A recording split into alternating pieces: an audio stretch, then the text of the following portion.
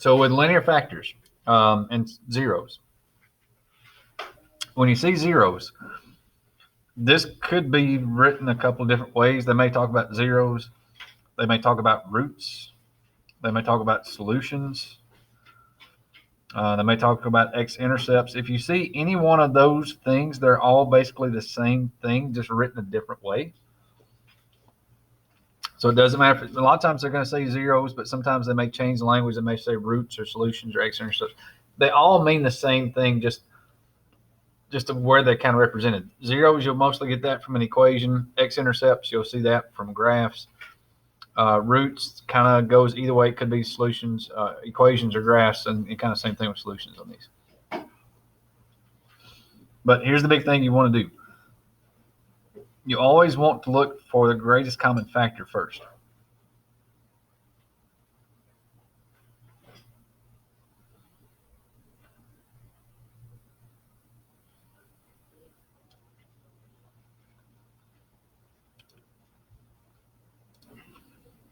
All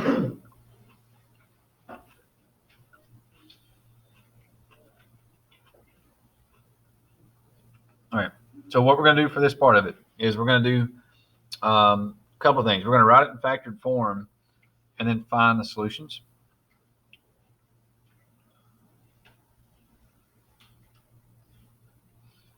Again, a lot of times I may say zero, so we'll kind of go for that part of it.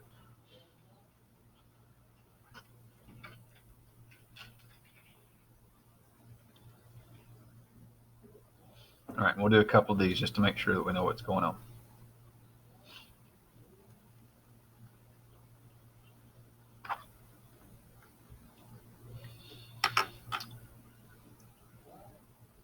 All right, so first thing you want to do for all these things that we're doing, whether we're just talking about linear factors, then that basically means that they're kind of telling you, all right, we have to look at doing some factoring on this part, which means we're still going to go back to that factoring sheet that we have to kind of see what's going on with it. And again, the hint was that for this one, we're always going to look for greatest common factor first. So for this part of it, what do they all have in common? All right, I got an x, right? So we're going to take an x out of every single one of these. So take one out here, leaves you with x squared. Take one out here, leaves you with 1x. Take the x out here, that'll leave you with a minus 12.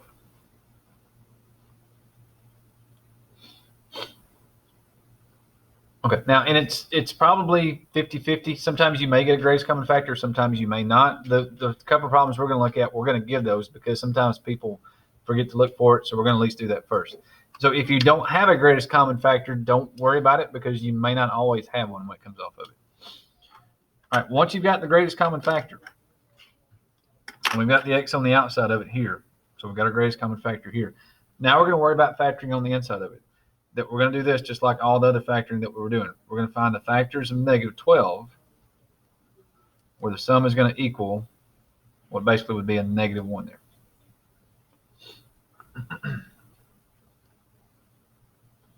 So it's either 1 and 12, 2 and 6, or 3 and 4. And going back to our rules that we were going through, if the b term is negative, that sign will always go with the bigger factor.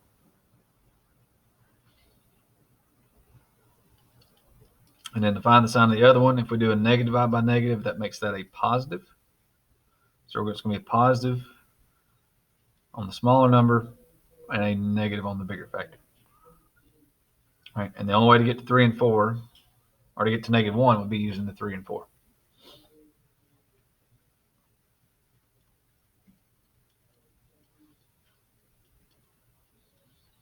All right, so if they ask you to write it in factored form, this would be the factored form that we're looking for.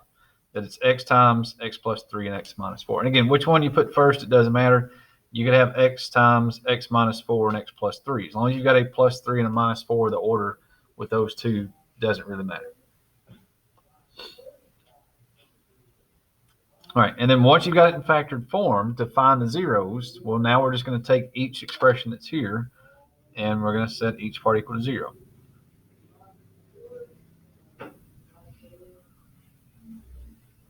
And once you've got it factored, the solving part should be really easy. This one's done. It's x equals 0. This one, you'll just have to subtract 3 on both sides. And then this one, we'll add 4 on both sides.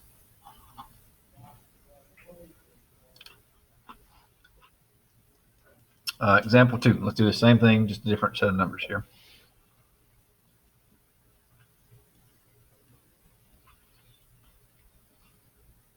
Let's go to x to the third minus 36x equals 0.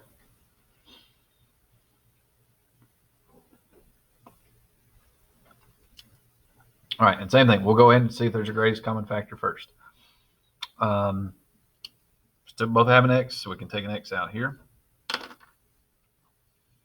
Is x squared minus 36.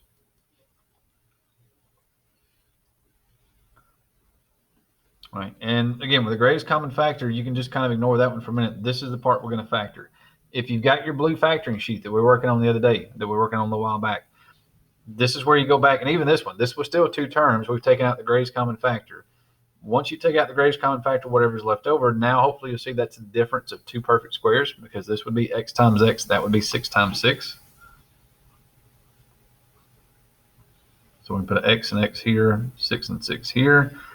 Since that's a negative 36, one's got to be positive, one's got to be negative. And we'll just need that greatest common factor out front. So if it asks for the in factored form, that would be as much as factoring as we can do there. So this one, because it's only 2 terms, we don't have to go back and look for all the factors and all that. This one's got a shortcut to it. There we go. It's in factored form here. And then just set each piece equal to 0.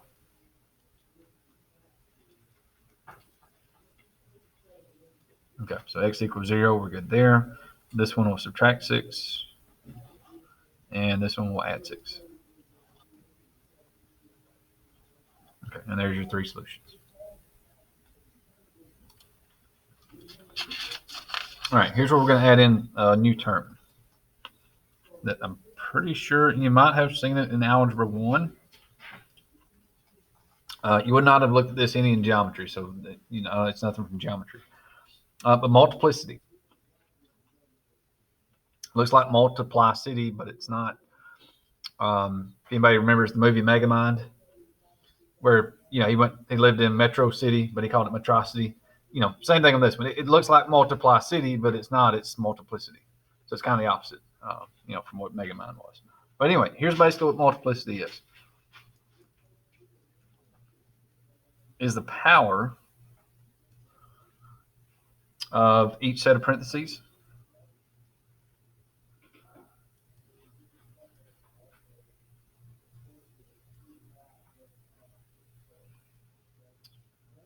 of an expression in factored form.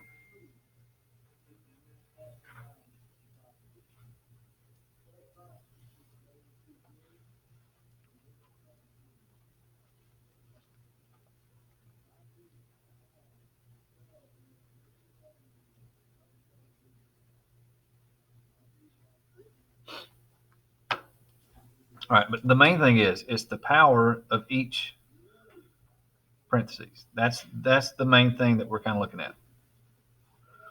And here's what you have to kind of realize on this one. And this was something that it didn't hit me until I think the second year I taught this of how important this is. If it's an even multiplicity, if it's 2, 4, 6, 8, that kind of thing, it tells you, because yesterday we talked about the ends of the graph. Today with multiplicity, it tells you what's happening in the middle of the graph. If it's an even multiplicity, the graph turns around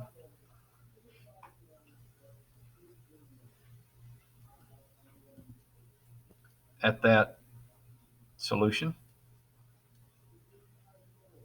that x-intercept, that 0, that whatever you want to call it, that point that you would graph on this thing. And we'll actually do a sketch of a graph with some of this here in a little bit so you can kind of see what's happening with it. If it's an odd multiplicity,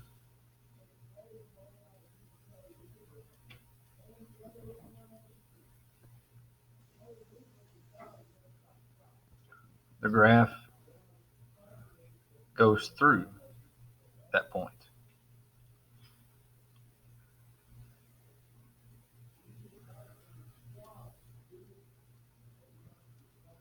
Again, x-intercept, that solution, that 0, that whatever they want to call it there for that part of it.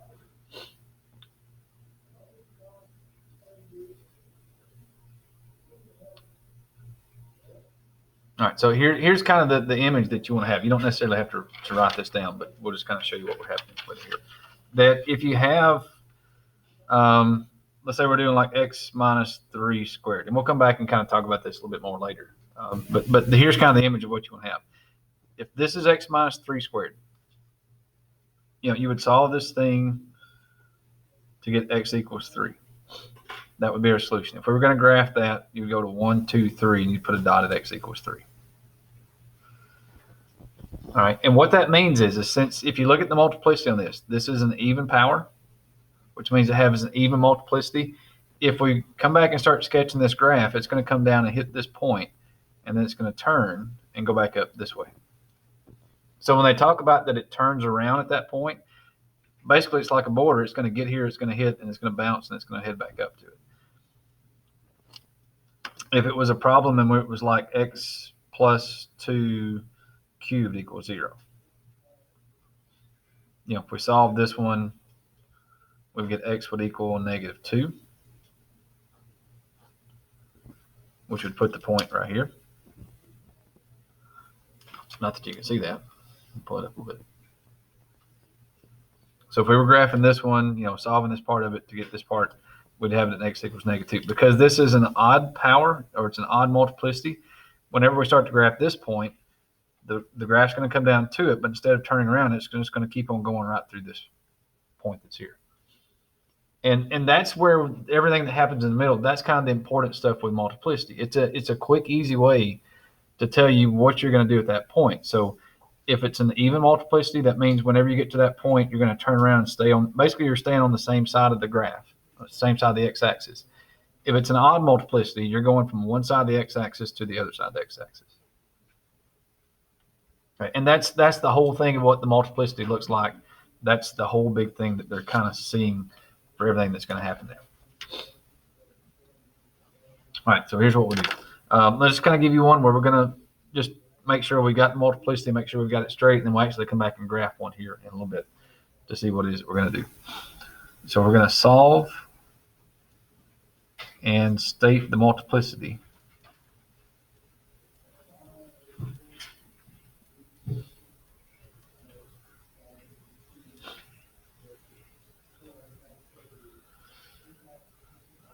of each 0.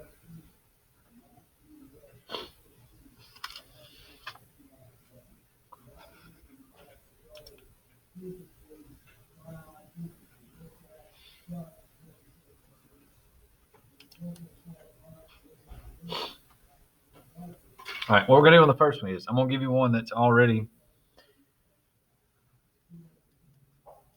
pre-factored just to make it easy.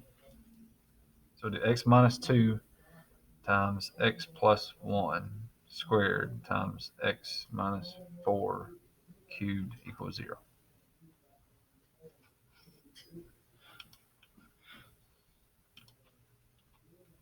Okay, since it's already factored, makes solving a little bit easier. We'll just do x minus 2 equal to 0, x plus 1 equal to 0, and then x minus 4 equal to 0.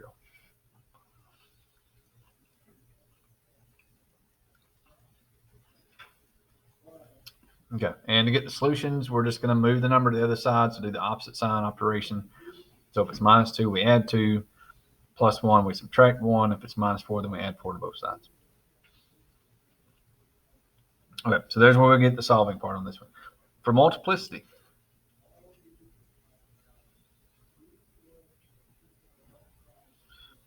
here's where you go back to the power that's on each expression that's in parentheses. You have to go back to get this power that's here. Well, if there's not 1, that's understood to be a 1. Because we have 1 x minus 2. This one tells us that there's 2 x plus 1, so that multiplicity would be a 2. This one's got a 3, so that'd be a multiplicity of 3. Okay, so at x equals 2, the multiplicity is 1. With x equals negative 1, it has a multiplicity of 2, and x equals 4, it has a multiplicity of 3. And again, if we stick to the odd and even stuff that we're talking about back up here, because when we get this solution, this means this graph it would be going through, because the multiplicity is 1. whenever we get to this point, it's going to turn around. So it's going to kind of get down to the x-axis. It's going to bounce and go back up. Or if it's underneath it, it would come up and hit it and then stay back on that side. This one, multiplicity 3. So whenever we get to x equals 4, again, it's going to go through the graph like that, or it may be that it goes through like that. And that's what we'll kind of figure out here in a little bit. That's where we're going to tie all this stuff together. So you could say that this one goes through. This one turns around. And this one goes through.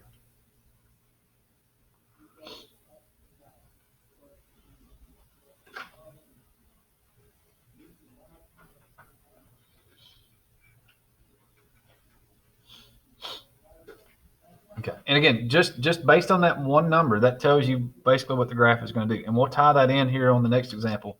We're going to do a little bit of everything. That we're going to tie in all the parts and pieces from yesterday along with what we're going to do today to kind of get everything together.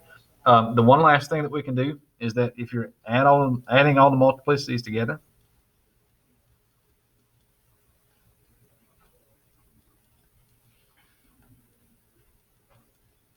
that's a lot of I's in that one. So adding all the multiplicities together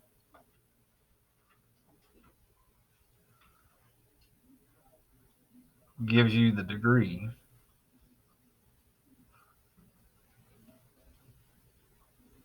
of the equation.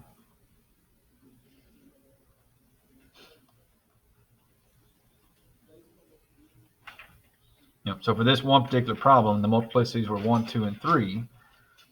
So if we added up 1, 2, and 3, that would give us 6. So that would give us a degree 6 equation. Okay. Now, and here's where that goes back to yesterday. Is that yesterday, if we knew it was degree 6, if we had that chart that we had yesterday, well, if the degree was 6, that means it was x to an even power. So that means we know that we're either both of the endpoints are going to be up or both of the endpoints would be down. And then we would just go back and look and see that if we multiply this together, we'd have x times x times x. If we do that, it's going to be a positive number. So the degree is 6. So in this case, this expression would have both ends of it pointed up because it's positive, and it would be x to the n power. Okay, so there's where sometimes it helps. If it's already in factored form, you just go back and add up your multiplicities. That way, you know what the degree is. You know what the endpoints are going to do. You know what the end behavior is going to be when you go through those parts of it. All right, so let's give you one now. We're going to actually factor this thing all the way, work it out, get all the parts and pieces of it. And we're going to tie in pretty much everything we did yesterday. That we're going to do the name it by the degree, the number of terms, talk about the end behavior, and then we're actually going to sketch this graph so we can see what it's going to look like when we put all these parts and pieces of it together.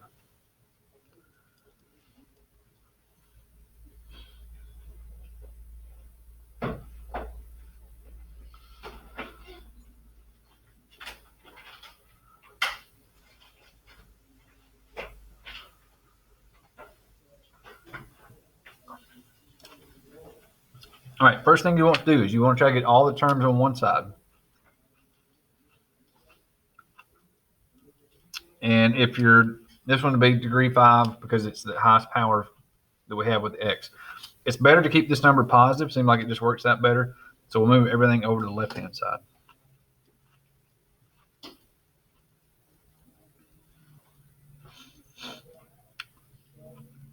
All right, and then move the 5x to the 4th over to the left-hand side also.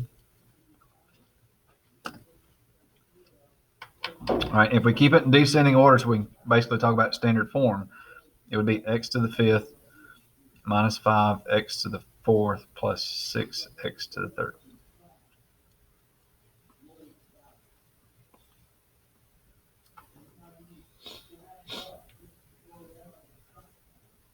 All right, and yesterday, this is where we kind of were able to check. And it doesn't ask us to do this here, but we're going to go just use this for review. Here, this would be written in standard form because we've got x to the 5th, x to the 4th, x to the 3rd. It's got 3 terms, so it's a trinomial.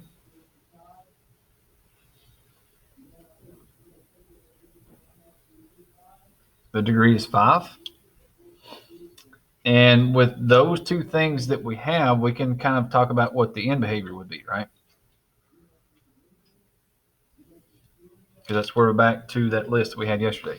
The leading term, the x to the 5th, is positive, and it's x to an odd power. And based on that chart that we had yesterday, it's positive and it's to an odd power. That means the left side is going to go down and the right side would go up on this thing.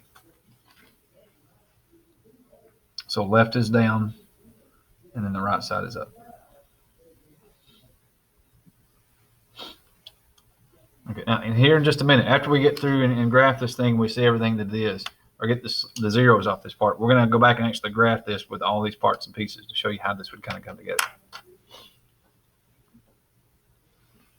All right, so we do have to go ahead and factor this thing. We've got x to the fifth, x to the fourth, and x to the third. They all have an x in common. But if you remember, if we're doing the greatest common factor, you take the smallest amount of x's, which in this case would be x to the third. And then let's see what else we have left over. Take out 3 of these, we'll have 2 left over. Take out 3 of these, we'll have 1 left over. Take these 3 out, and then we've got nothing left over variable-wise. We've just got the 6 that would be there.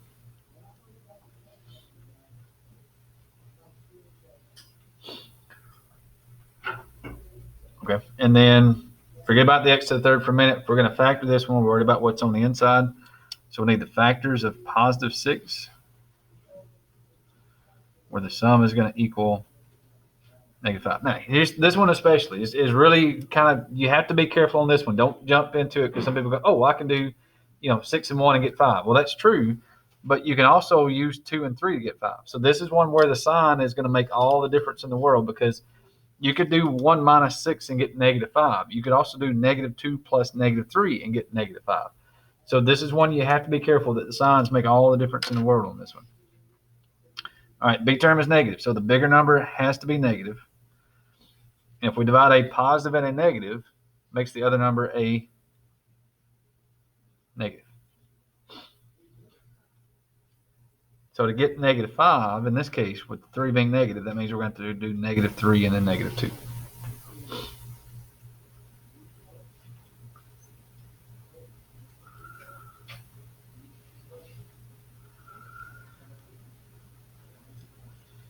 Okay, so if it asks for it in factored form, this would get us in factored form. And again, the factored form will help us get the multiplicity, but we'll come back to that in a second.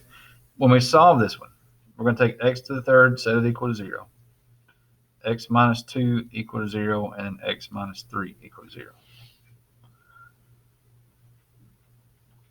Okay, the good news is when you're doing x to any power equal to 0, it doesn't matter what this thing is, it's just always going to be 0. This one will add 2 over to get x equals 2. This one we're going to add 3 to get x equals 3.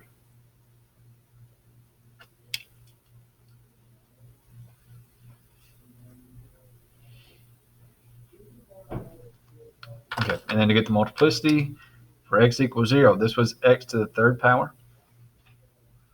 So it had a multiplicity of 3.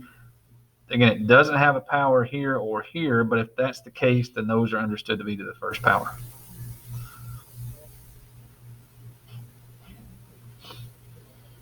Okay, so x equals 0 has a multiplicity of 3. X equals 2 has a multiplicity of 1. X equals 3 has a multiplicity of 1. All right, now here's where we're actually going to sketch this thing so we can see what we're going to do. And if you notice on all these are all odd multiplicities. So every single one of these is going to go through. None of these are going to turn around when we get there. So whenever we're graphing these, this one's going to go through the x-axis. It's going to go top to bottom. This one's going top to bottom. This one's going top to bottom. If any one of these multiplicities was squared, it would turn around and do something like this. But every single one of these, it's an odd multiplicity, so every single one's going through. Okay, now here's where we're going to tie this back in. Here's where we're going to go back. And we'll come back to this end behavior here in just a second. But the very first thing you're going to do is to make this thing work out and to graph this one. You're going to graph your 3 solutions that you have here. So we're going to put a dot at x equals 0. We're going to put a dot at x equals 2. And we're going to put a dot at x equals 3. All right, and this is one of those things where this is the moment of the day, because if y'all can catch this, then this is going to be huge. All right, so we've got solutions at 0, 2, and 3, which means we're going to go make a chart real quick, make a x-y axis. You're going to put a dot at 0. You're going to put a dot at 2. and you're going to put a dot at 3.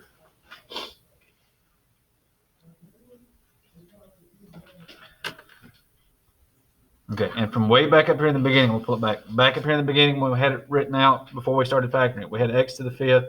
We said that was going to be a positive, and it's x to an odd power, which meant the left side is going to go down and the right side goes up. Here's where the end behavior ties in with the graph today.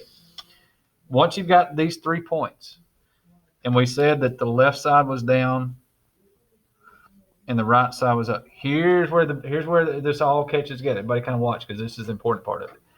The up and down part. If the left side is down, you take the left 0 that you have and you draw an arrow that goes down from that point. If the right side is up, you take the rightmost 0 that you have and you draw an arrow that goes up from there. And that's the end behavior. So that's what we get, and that's how we get those end behaviors. So it's from the leftmost 0 that you have, everything goes down. From the rightmost 0, everything's going to go up from there. Okay, and then the multiplicity tells us what we're going to do. At x equals 3, we say we're going through this graph. So we're going to keep going through this graph and come down here somewhere. At x equals 0, we also went through this graph. So for this one, it's going to keep going this way. And if we're coming this way, the only way to get back to this point is eventually this thing has got to turn and come back and do this. And once we get here, we said x equals 2, this one also goes through. So if that goes through here, eventually these two things are going to keep going until they come together. And then once they come together, then we've got our point that's here. Okay. And that's how we graph the endpoints, the end behavior, the up and down part of it, with everything that's in the middle, because that ties in with the multiplicity part of it. Okay, now we're going to keep working on that a little bit. Now, somebody may be asking, well, how far up does this go and how far down does that go? That's the part that we'll kind of rough sketch some things in as we get the next couple of days in to kind of show you. Because some of these, until we start plotting a few points in between, it may be that it's a really short, kind of narrow curve where it comes like this. Or it could possibly be that this thing goes way up here and then comes back and does something like this. And this one could be the same thing. It could be a really narrow kind of thing, or it could be something that goes down kind of deep and comes back here. And that's the part we're going to work on a little bit more the next couple of days. But probably more than anything else, we're going to just kind of rough sketch these in. So as long as you've got just a basic shape of the graph that it does something like that, whether it's here or here, as long as you got the same basic correct idea of it, that's really the main thing that we're going to worry about. Okay, so that's where we tie it, because yesterday we were like, I know people are probably going, well, how is the end behavior going to help us graph this thing? What does that do? Well, again, that tells us that from the left 0 that we have, everything's got to go down. From the right 0, everything has got to go up. And then you use your multiplicity to kind of sketch everything else in to kind of see what's happening there. Okay, so that's the big picture. That's everything that we're going to do. And again, we'll come back and work on that a little bit tomorrow, because we're short on time today because of center time, everything else. So we've got one other thing we've got to make sure we get in. If we've got some more time at the end, we'll come back and do another one of these to make sure we can see what's happening with it.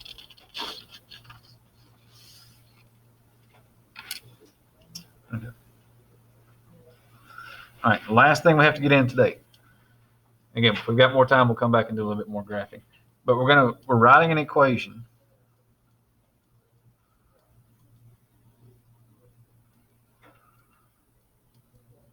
given the solutions.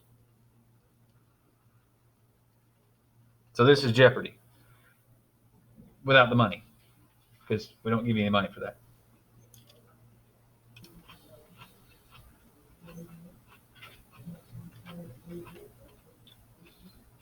Okay, so what we're going to do is I'm going to give you the steps over here to do this one, and we'll actually work it out on the side, because it's really not too terribly long of a problem. And depending on how you write this one, there's really only 2 steps you have to do. I mean, 2.5 steps, I guess you want to kind of call it that. All right, the very first thing you're going to do is you're going to rewrite each solution.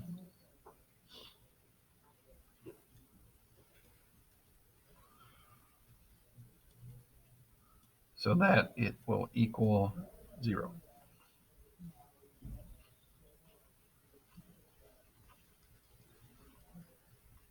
Okay, so for example 1, let's say we have x equals 2 and x equals -3.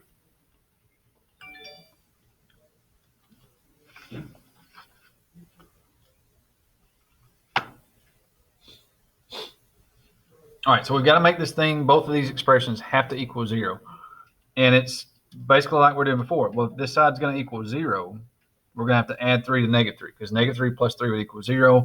Whatever you do to the right-hand side, you got to do the same thing to the left-hand side. So this would be x plus 3 would equal 0. All right, for this one, to get it equal to 0,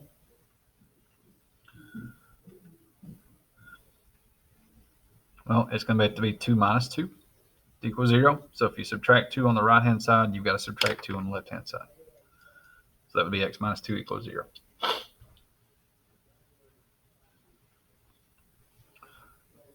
All right, here's where we do step 2.5 and step 3. We'll come, basically, it's just one step that we'll make it here.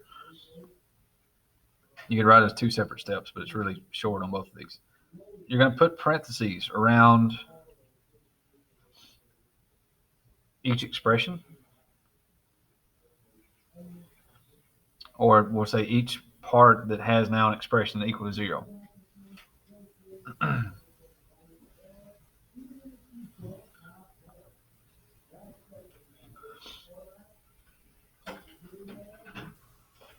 And then all you're going to do is you're going to multiply your parentheses together.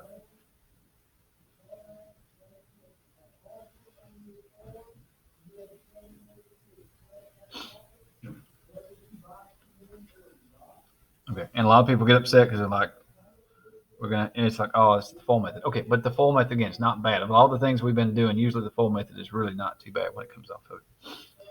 All right, so you got x minus 2 is equal to 0, x plus 3 is equal to 0.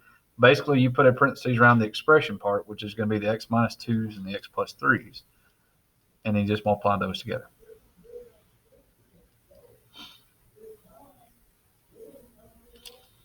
All right, so doing the full method, it's x times x, and then x times 3. And sometimes people get in a hurry because they go, oh, that's just x squared and minus 6. Well, that's correct, but you've also got to remember to get the middle parts of it too. So doing x times x is x squared. X times 3 is 3x. Then we're going to do negative 2 times x, and then negative 2 times 3. That's negative 2x minus 6 equal to 0.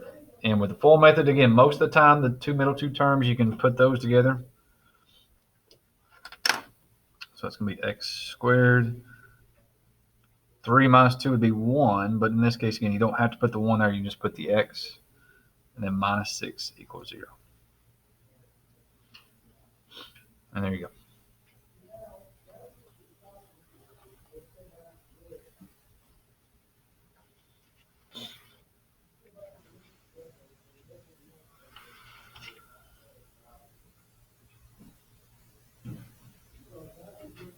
All right, let me show you one more of this one that's got a little bit of a trick, because I've got to show you one with the fraction, because sometimes people get the fraction and they get a little bit freaks them out a little bit, because they're like, oh, we'll do the fraction, so let's show you what a fraction would look like. And then that would be last thing we have to look at in this section. Let's do x equals 1/2. Let's do x equals -1, and then x equals 3.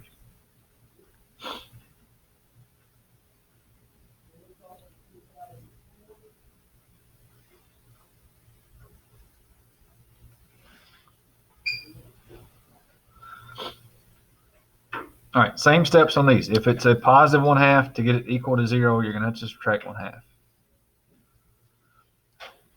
So that leaves you with x minus 1/2 equal to 0. This one we would add 1 to get equal to 0, so we'll add 1 here. So that's x plus 1 equals 0. This one you'd have to subtract 3.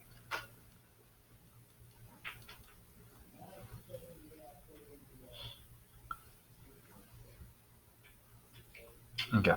Now, and most people are okay, because they're like, we've got x plus 1, we've got x minus 3, and then they get the fraction, like, oh, I got to work with fractions. All right, here's what we're going to do. For fractions on these, go ahead and do bottoms up.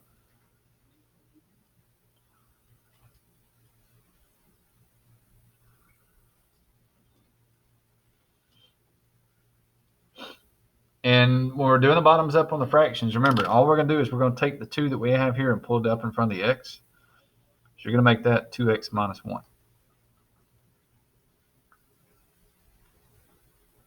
So just like when we were, doing the whole AC method and working through and everything, if we got to the end, this thing was a fraction, we pulled the 2 up in front of the x here. Same thing here. We'll still go back and do bottoms up where we'll take the 2 and pull it up in front there.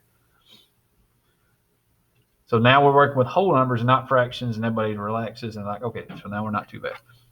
All right, so we're going to do the full method again. So we're going to do 2x times x to get 2x squared. We'll do 2x times 1 to get 2x. Negative 1 times x for negative 1x, and then negative 1 times 1 for negative 1. Okay, and the x minus 3 is still hanging out on the end. Because we haven't done anything with it yet. We're just doing the full method with 2x minus 1 and x plus 1 right now. Okay, on the inside, you have 2x squared. You can do 2x minus 1x. And if you want to put a 1x there for now for just a minute, that's fine.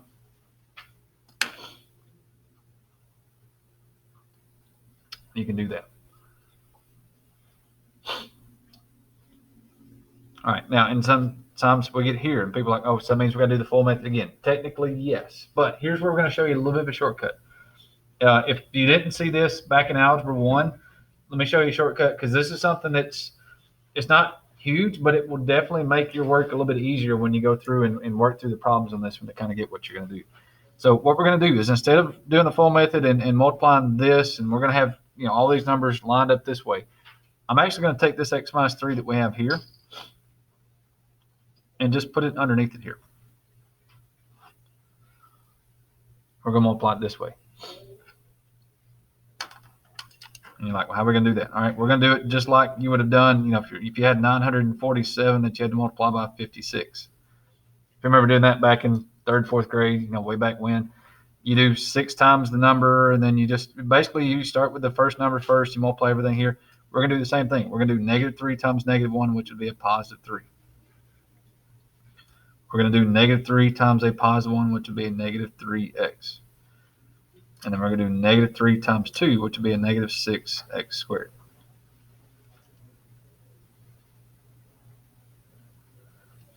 We get all the other numbers here.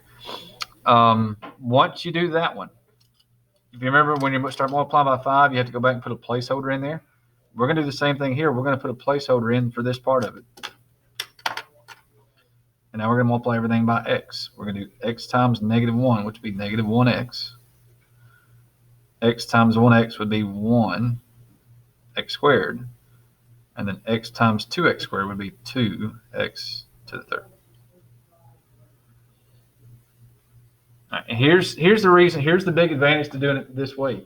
If you do this, instead of all your like terms, if we wrote it out where we had, like we were doing before with the full method, and we wrote everything out in pieces, all your like terms are spread out. They're all over the place, and sometimes people miss a sign. If you do it this way, everything is stacked up.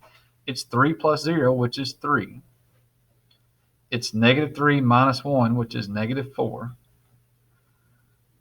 It's negative 6 plus 1, which is negative 5. And then it's just 2x to the third.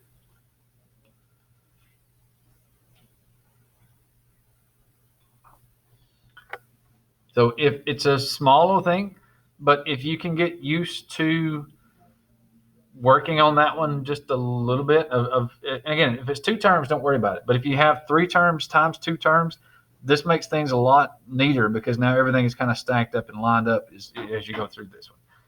If you want to go back and rewrite it like you were going to do the full method and do x times 2x squared and do x times this and x times that, you'll get the same numbers, but instead of them being organized, they're going to be scattered around. So this is really kind of the best way about saying this one is it's going to organize your number and your work a bit and makes the work adding and subtracting just a little bit easier.